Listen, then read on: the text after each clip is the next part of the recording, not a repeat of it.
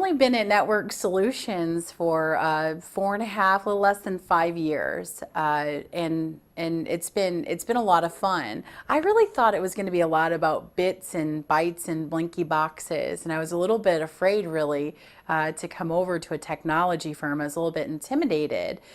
It's been an exciting experience. I learned that it's a lot less about that and a lot more about what can we provide our customers? How can we help solve business solutions? What does that look like? And kind of bringing our technology together with our business understanding to deliver better outcomes. Telemedicine and really healthcare in general, now's the time. So we've seen where healthcare has kind of gotten a little bit behind when it comes to technology.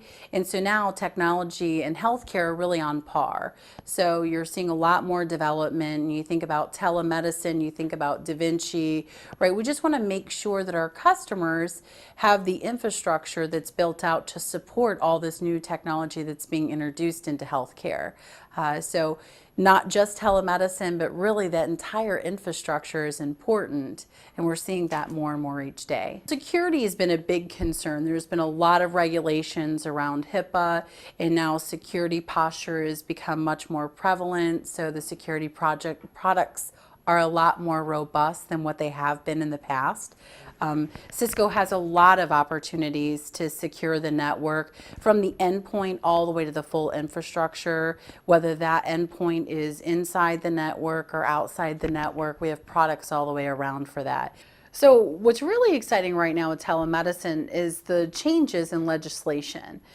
So if we look at where legislation was just a few years ago in telemedicine, there wasn't a place for it, or there were so many limitations to what they were capable of that there just wasn't anybody that was chasing after it because there was no ability to get reimbursement, right? And I don't know a lot of healthcare professionals that are willing to work for free. I mean, they are, but they're probably doing it in some far-flung land. So, What's happened is over the last couple of years, we've seen some changes in laws. I mean, there's more lobbyists now that are up on Capitol Hill. There's state lawmakers that are looking to make sure that their districts all have accessible health care. Part of that's driven from the Affordable Care Act and the uncertainties of what that's going to look like in the future. But the reality is we have to find affordable ways to deliver health care. And telemedicine is an incredibly affordable way to deliver health care, not just for the provider to deliver it, but for us as patient consumers to be able to, number one, leverage a little bit of competition so that we're getting the best healthcare options out there, and number two, so that we can have a more cost-effective expectation.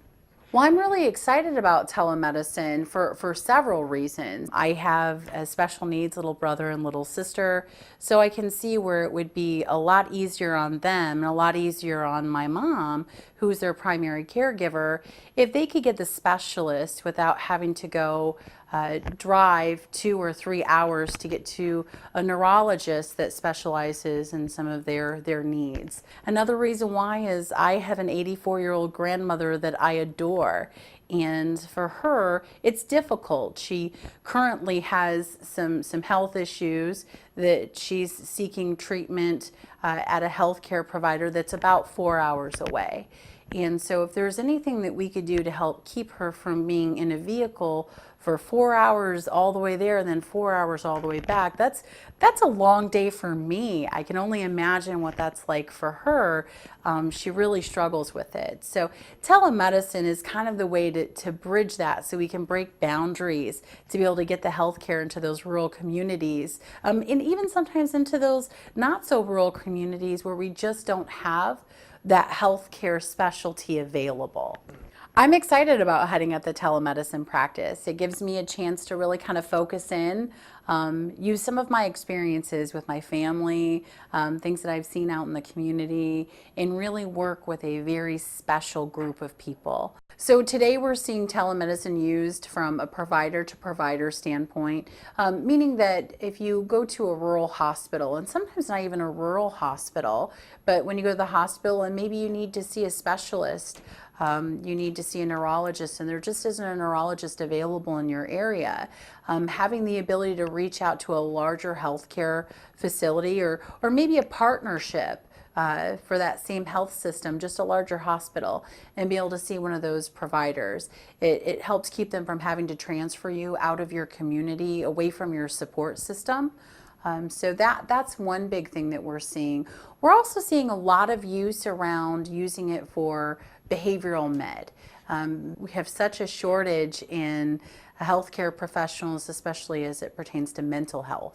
So being able to make sure that we have those mental health professionals seeing as many patients as possible, regardless of where they're at. And a lot of legislation has been passed to remove those boundaries, because there's a big concern about how do we provide adequate mental health care to the pediatric and geriatric population, because we don't have as many people entering into those fields.